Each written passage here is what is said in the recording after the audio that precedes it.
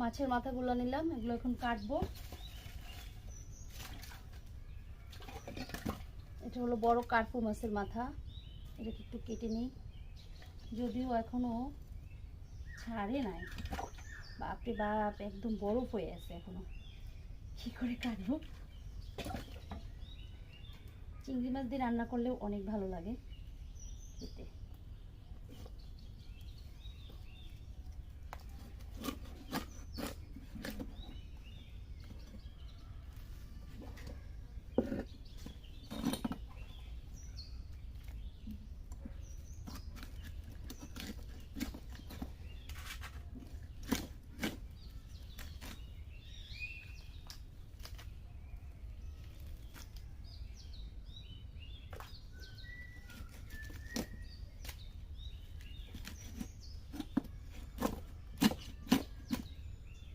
কেটে নিয়েছি যে শেষ।